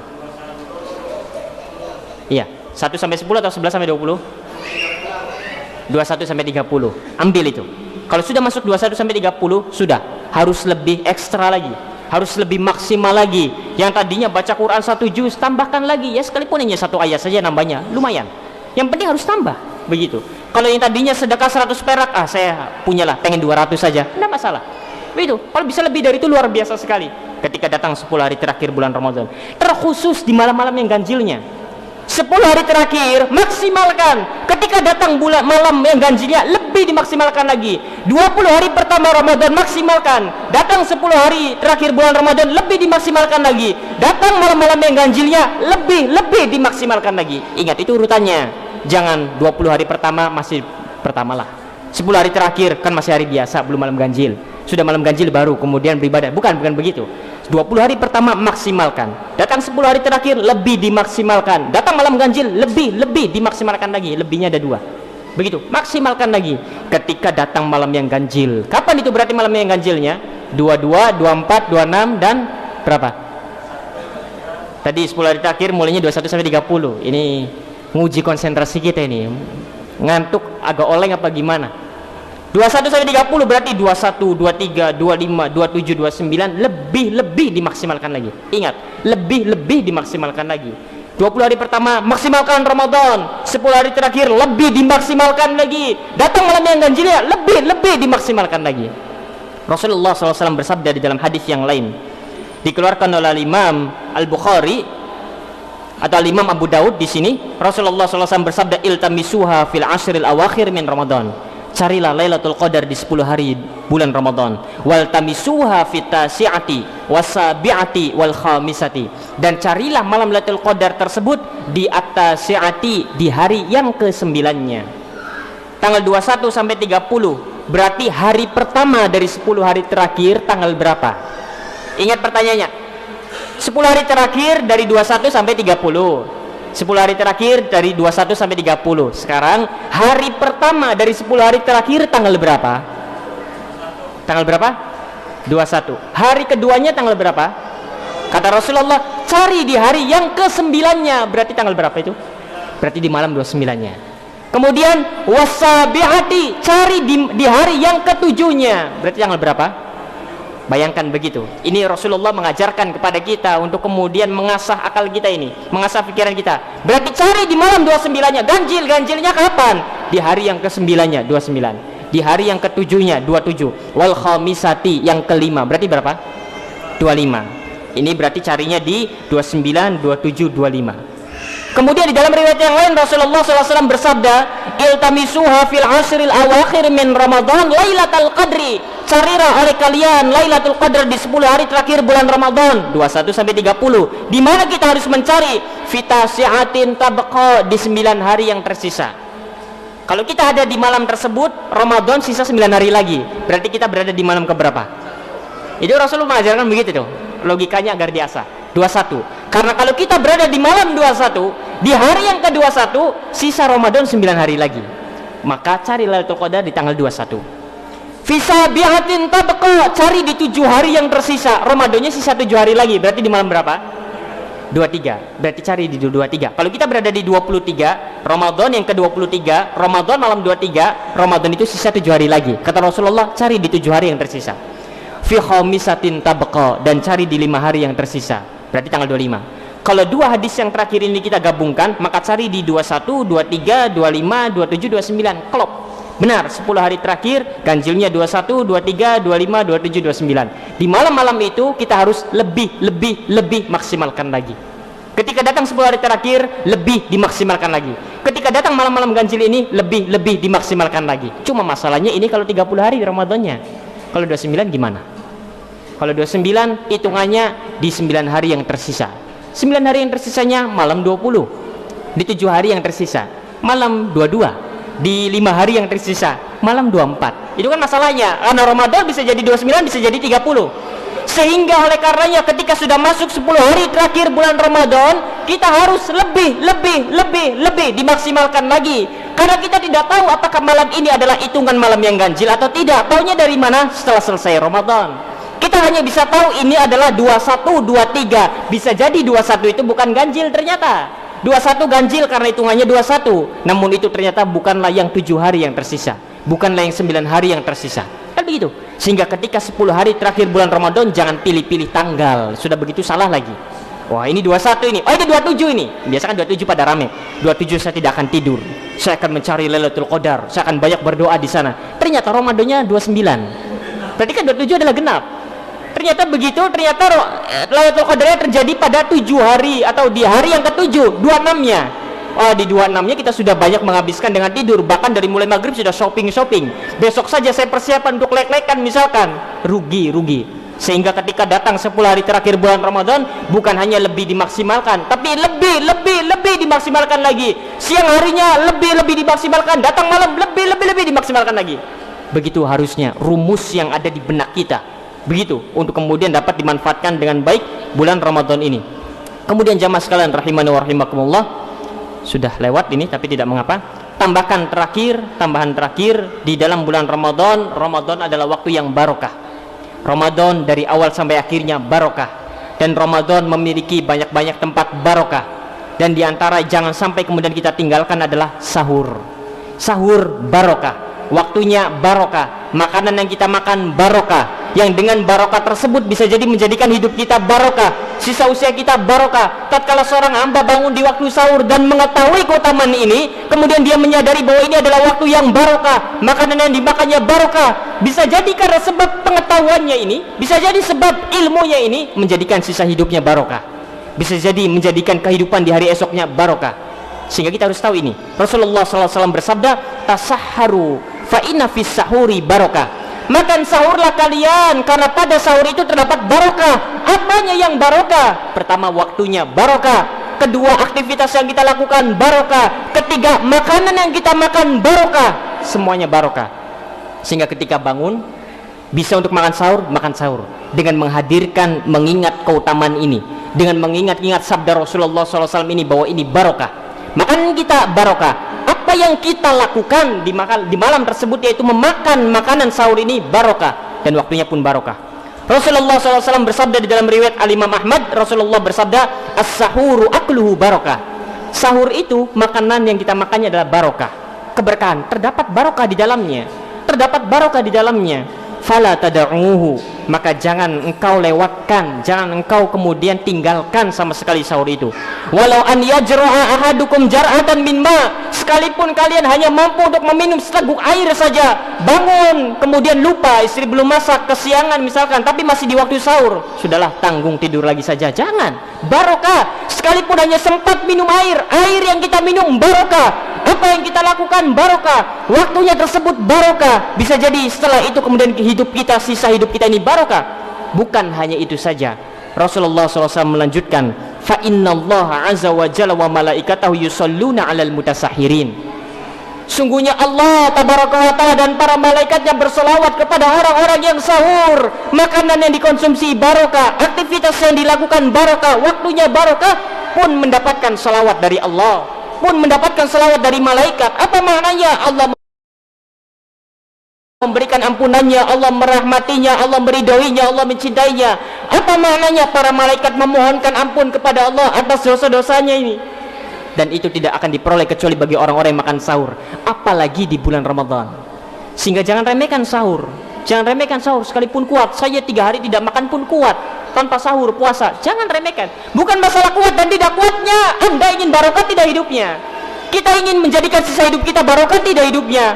Kalau ingin, jadikan sahur ini momen terbaik kita dalam hidup, sehingga waktunya barokah makan. Dan harus dihadirkan ketika kita makan ini, makanan ini ada barokahnya, sehingga jangan disisakan, habiskan dengan penuh keyakinan bahwa ini barokah, karena Rasul yang mengkabarkannya.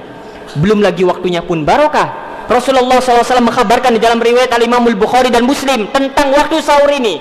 Di waktu sahur ini, yanzilu rabbuna tabaraka wa ta'ala kula lailatin ila sami'id dunya. Allah Rabbuna tabaraka wa ta'ala turun ke langit dunia hina yabqa thuluthul lail al-akhir, ketika tersisa sepertiga malam yang terakhir. Yaqul, Allah tabaraka wa ta'ala, Rabb kita berfirman, man yad'uni fa astajibalah, siapa yang berdoa kepadaku maka aku pasti akan mengabulkannya. Man yas'aluni fa u'tiyah, siapa yang meminta kepadaku aku pasti akan memberikannya. Man yastaghfiruni fa aghfirullah, siapa yang meminta ampun kepadaku aku pasti akan mengampuninya. Allah menawarkan kepada kita, bukan hanya Allah bersalawat, bukan hanya para malaikat bersalawat, bukan hanya barokah, Allah tawarkan. Kalau ingin minta, itulah waktu yang sangat tepat sekali, apalagi di bulan Ramadan. Kalau kita ingin berdoa, itu adalah waktu yang sangat tepat sekali, apalagi di bulan Ramadan. Kalau kita ingin beristighfar, maka itu merupakan momen waktu yang paling sangat tepat sekali, apalagi di dalam bulan Ramadan. Sehingga rugi kalau waktu sahur itu kemudian kita sia-siakan, kita telantarkan dengan alasan saya kuat tanpa sahur. Bukan masalah kuat dan tidak kuat, apakah kita orang yang cerdas ataukah tidak, itu saja permasalahannya. Bayangkan, Allah tawarkan kepada kita, siapa yang minta Allah kasih, siapa yang berdoa pasti Allah kabulkan. Kenapa kita tidak menerima tawaran Allah? Allah langsung yang menawarkan, bukan saya, Allah langsung yang menawarkan.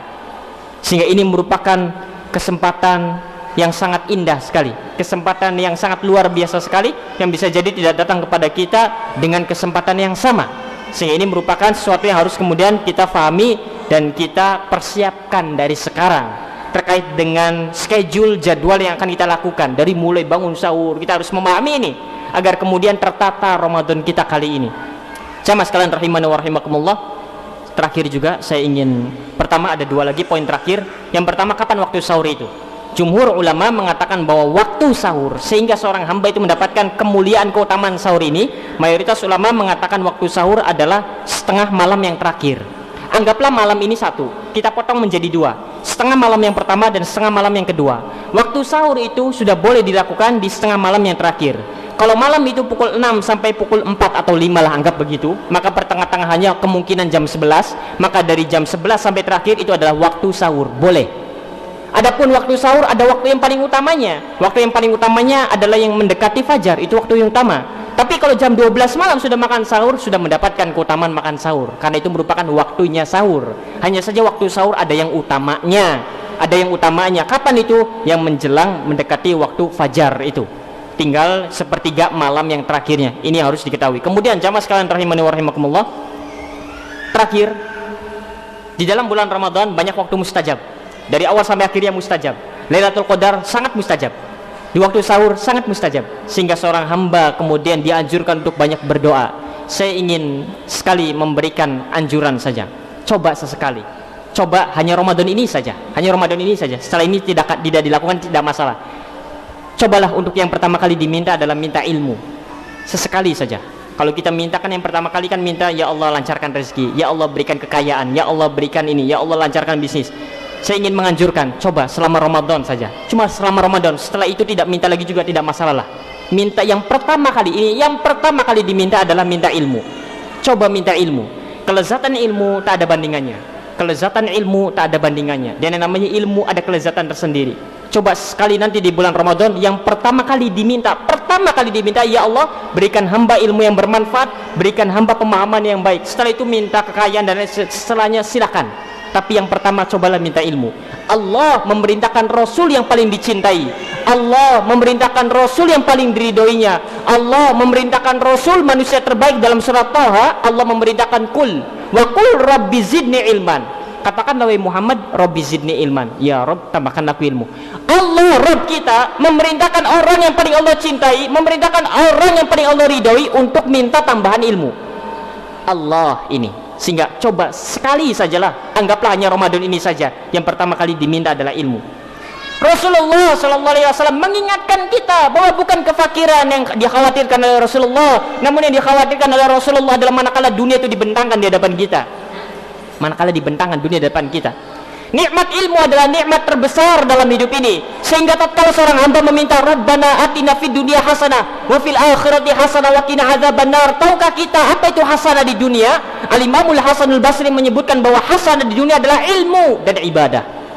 Sehingga cobalah sekali ini saja di Ramadan yang pertama kali diminta ilmu. Karena nikmat ilmu, kelezatan ilmu tak ada taranya. Orang yang lapar ketika dia merasakan kelezatan ilmu, dia melupakan laparnya. Orang yang sakit ketika dia merasakan kelezatan ilmu, dia lupa akan sakitnya. Bayangkan kenikmatan ilmu dan kenikmatan hasanah di akhirat adalah dimasukkan oleh Allah ke dalam surga.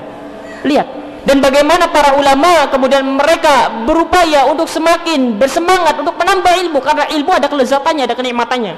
Bahkan orang yang telah merasakan puncak kenikmatan dunia, dan tidak ada seorang pun dari kita yang merasakan hal itu, khalifah besar, para khalifah pembesar itu, mereka bukan hanya kaya, bahkan segala kenikmatan dunia mereka telah memilikinya. Kekayaan, kekuasaan, jabatan dan lain sebagainya mereka telah merasakannya. Disebutkan dalam Khulasah Ta'zim al-Ilmi, pernah ditanyakan kepada sang khalifah, adakah satu kenikmatan di dunia yang belum engkau rasakan? Kemudian khalifah ini mengatakan ada satu. Padahal dia telah merasakan segala kenikmatan. Saat itu Perdana Menteri yang ada di hadapannya mengatakan terlebih dahulu, engkau telah merasakan kenikmatan ini dari dunia. Adakah satu kenikmatan dunia yang belum engkau rasakan? Khalifah ini mengatakan, iya ada satu. Apa itu? Kenikmatan yang dirasakan oleh para ulama, duduk di atas mimbarnya, duduk di atas kursinya, kemudian dia menyampaikan hadis Rasulullah SAW, kemudian murid-muridnya bertanya, wahai Syekh, dari mana engkau mendapatkan hadis ini? Dari mana engkau mendapatkan hadis ini? Siapa yang mengkhabarkan kepadamu tentang hadis ini? Majelis ilmu. Duduk di atas ini merupakan cita-cita yang diangankan oleh khalifah dulu. Kalau kita tidak pernah mencita-citakan hal itu. Para khalifah yang mereka telah merasakan seluruh kenikmatan dunia tanpa terkecuali, mereka mendambakan untuk bisa duduk di sini, untuk bisa menyampaikan ilmu, untuk bisa menyampaikan hadis-hadis Rasulullah SAW. Dan itu merupakan nikmat yang sangat luar biasa. Oleh karenanya Al-Imam Ibrahim ibn Adham mengatakan, lau alima al-muluk wa abnal muluk ma nahnu fi lajaladuna bisuyuf. Kalau sekiranya para raja itu, para khalifah, para pembesar ahli dunia itu dan anak-anak mereka mengetahui kenikmatan yang kami rasakan, kata Imam Ibrahim bin Adham, niscaya mereka pasti akan memerangi kita, akan berupaya memerangi kita dengan pedang-pedang mereka, ingin merampas kenikmatan yang kita rasakan. Sayangnya mereka tidak tahu. Coba sesekali ini saja di dalam bulan Ramadan, pertama yang diminta adalah ilmu. Semoga dengan itu semua kemudian kita merasakan betapa lezat dan nikmatnya ilmu, sehingga kita akan merasakan bahwa ternyata ini tidak ada duanya. Oleh karenanya Imam Ibnu Qayyim al-Jauziyah itu mengatakan bahwasanya kerinduan para talabatul ilmi kepada ilmu itu lebih dahsyat dibandingkan rindunya dua orang yang saling mencintai. Kalau kita melihat orang yang saling mencintai kemudian terpisah, betapa rindunya diri-diri mereka, dan kita merasakan sangat mengerikan sekali. Kalau kita sangat rindu kepada keluarga kita, kemudian kita berpisah bertahun-tahun lamanya, tidak bisa komunikasi, tidak bisa ini dan itu, betapa sangat rindunya. Dan para talabatul ilmi kepada ilmu lebih rindu lagi dari itu, dan lebih indah daripada bulan-bulan purnama. Cobalah untuk kemudian kita coba sekalipun tak hadir permintaan itu dalam kalbu kita, tapi sudah minta saja kepada Allah, ya Allah tambahkanlah ilmu kepadaku, ya Allah berikan hamba ilmu yang bermanfaat, ya Allah berikan pemahaman yang baik, dan seterusnya. Semoga dengan itu semua Allah tabaraka taala menancapkan, memberikan kepada kalbu-kalbu kita kelezatan, kenikmatan ilmu yang tidak ada taranya, yang kalau sekiranya para khalifah, para raja, anak-anak raja, orang-orang yang memiliki banyak kekayaan itu tahu betapa nikmatnya nikmat ilmu, maka niscaya mereka akan berupaya merenggut itu semua dari diri-diri mereka para ulama. Mungkin ini yang bisa kita sampaikan karena sudah lebih jauh sekali. Kita cukupkan di hari ini. Semoga apa yang kita sampaikan ini pertama sebagai bahan pengulangan. Barangkali kita akan sering membahas tentang Ramadan, hanya saja gilirannya qadarullah ini pekan yang terakhir, jadi kan sudah didahulukan sama yang sebelum-sebelumnya. Tapi semoga ini kemudian bisa menjadikan bekal kita untuk kemudian berjumpa dengan bulan Ramadan dengan schedule jadwal-jadwal yang telah kita persiapkan, karena ini merupakan musim panen pahala, sehingga kalau terlewat sangat rugi sekali. Mungkin ini yang bisa kita sampaikan, kurang lebihnya saya mohon maaf. Subhanakallahumma wa bihamdika asyhadu an la ilaha illa anta astaghfiruka wa atubu ilaik. Mungkin barangkali ada pengumuman atau pertanyaan atau apa, silakan. Hadiah. Ya, untuk Ini untuk yang bisa menjawab atau yang bertanya? terserah Ustaz aja. Oh, terserah. Ini ada dua, mana yang ini kan untuk apa? Iya, untuk kawat. Iya. Dari jamaah juga sih. Iya. Baik, ini Masya Allah ini. Ini kalau jamaah yang memberikan ini ikhlas karena Allah, setiap kali dibaca pahalanya mengalir. Sehingga ini, pertama ada fikih sunnah lin nisa. Ini untuk akhwat. Nanti kita akan tanya saja. Dan ini dua untuk ikhwan, untuk bapak-bapaknya. Ada amalan sunnah setahun dan juga ada dua kalimat syahadat. Ini karya Al-Ustadz Yazid bin Abdul Qadir Jawas. Kalau memiliki kelapangan harta, milikilah dua karya Al-Ustadz Yazid bin Abdul Qadir Jawas dan Al-Ustadz Abdul Hakim bin Amir Abdad, kalau bisa. Banyak. Tentang hinanya dunia, tentang kematian, baca itu karya Al-Ustadz Yazid bin Abdul Qadir Jawas. Tentang keutamaan ilmu, jalan termudah menuju surga, baca. Sangat indah sekali apa yang ditulisnya. Ada syarah Kitabut Tauhid, ada syarah Bulughul Maramnya, ada syarah Al-Arba'in An-Nawawinya, baca. Baca kalau memiliki kelapangan. Kalau tidak memiliki kelapangan, ya minjam saja sama yang punya. Kalau misalkan kita memiliki lebih, kira-kira orang yang punya giro untuk bersemangat membaca, belikan saja supaya dibaca, supaya dibaca. Kita ini dulu, kita ini Masya Allah, para petalabatul ilmi dahulu itu ketika mendapatkan majalah-majalah yang sudah rusak seperti menemukan harta karun. Dulu ketika menemukan majalah-majalah sudah pada sobeknya, tinggal dibuang saja, itu seperti menemukan harta karun. Sehingga ini sangat berharga sekali. Silakan, ada yang tanyakan dulu tidak? Sebelum nanti kita akan bertanya. Ya. Assalamualaikum Ustaz. Ya, waalaikumsalam. Izin tanya. Bismillah. Untuk tadi materi yang disampaikan kan rata-rata tuh kalau untuk laki-laki kan sepertinya mudah insya Allah mudah, untuk iya. melaksanakan. Nah kalau untuk akhwat atau ummahat kan dia punya rutin haid ya Ustaz ya? Iya. Nah pada saat masuk periodik itu kira-kira amalan apa tuh yang utama tadi yang bisa dilaksanakan untuk ummahat atau akhwat? Pertama itu Ustaz. Iya. Terus kedua tadi mengenai waktu sahur ya Ustaz. Sahur, iya. Apakah sama waktu sahur yang tersebut tadi di Ramadan dengan di luar Ramadan? Dengan surat yang dimaksud di surat Az-Zariyat ayat 15 wabil ashari hum yastaghfirun itu Ustaz. Apakah sama itu Ustaz? Iya.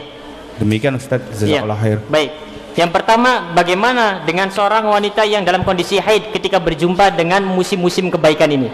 Jawabannya, dia masih bisa memiliki banyak amalan-amalan yang dapat dilakukan. Amalan-amalan yang wajib masih banyak.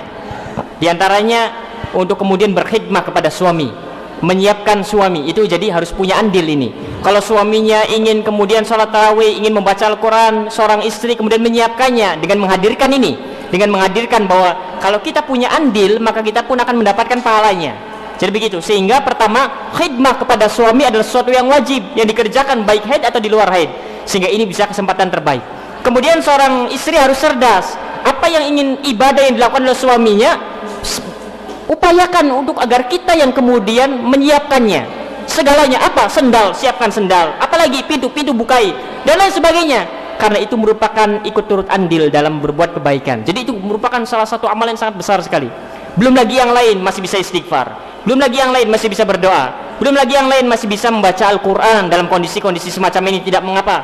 Belum lagi yang lain masih bisa bertolabul ilmi. belum lagi yang lain dan lain sebagainya. Sekalipun untuk puasa dan sholat wajib dan sholat sunnah tidak bisa dilakukan. Jadi masih banyak sekali, tinggal bagaimana kita memahami.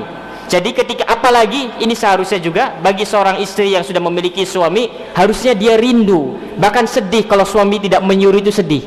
Kenapa? Karena ini wajib. Ketika seorang suami menyuruh kemudian kita lakukan sebagai seorang istri, ini tandanya kita mengerjakan kewajiban. Mengerjakan kewajiban pahalanya kecil apa kecil? Besar.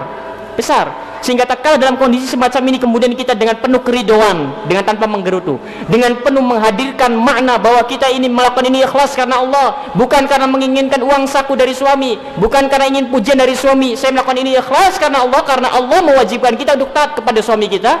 Ketika seorang suami menyuruh istri melakukannya dengan penuh kesadaran semacam ini, pahalanya besar sekali. Karena ini kewajiban. Bayangkan, ini kewajiban.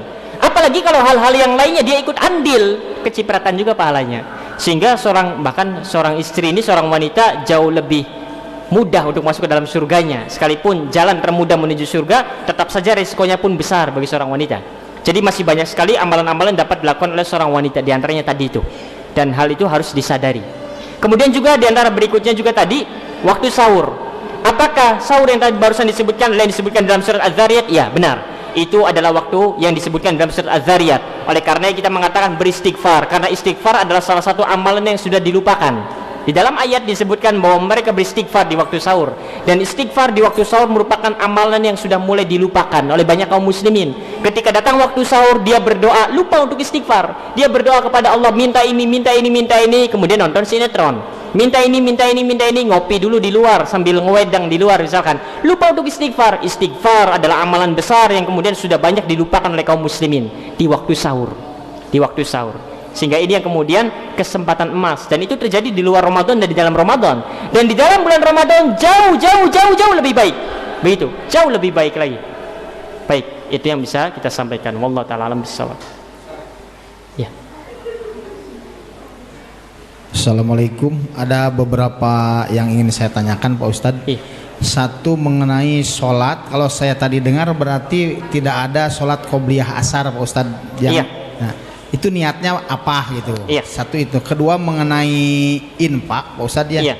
Kalau saya lihat, kalau seperti di sinilah, kalau di sini sangat komplit ya. Ada pengajarannya lengkap lah. Tapi terkadang ya yang ingin saya tanyakan seperti Pak Ustadz insya Allah lebih tahulah di kampung-kampung seperti kampung saya gitu ya.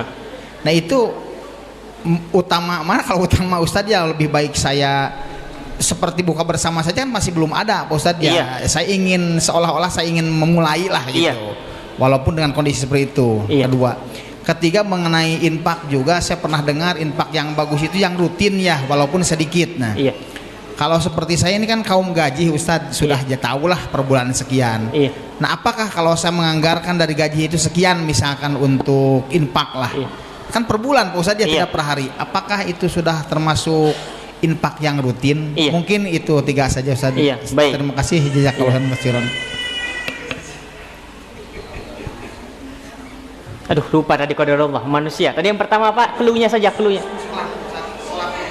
Oh ya, sholat qobliyah asar. Qobliyah asar tidak ada, adanya sholat antara azan dan iqamah. Jadi apa yang harus dihadirkan? Jadi kita harus paham bahwa ketika kita sholat sebelum asar, ini bukan qobliyah, itu saja. Bahwa ini adalah sholat antara azan dan iqamah, itunya saja. Jadi tidak ada sholat qobliyah asar, adanya sholat antara azan dan iqamah. Dan di sana juga ada sholat 4 rakaat sebelum asar. Tapi ini bukan qobliyah, ini sholat yang lain, sholat sunnah juga. Tapi tetap yang qobliyah itu jauh lebih besar keutamaannya. Sehingga yang harus dijaga, diutamakan ada qobliyah. Setelah itu baru kemudian sholat-sholat yang lain. Jadi apa yang harus dihadirkan bahwa kita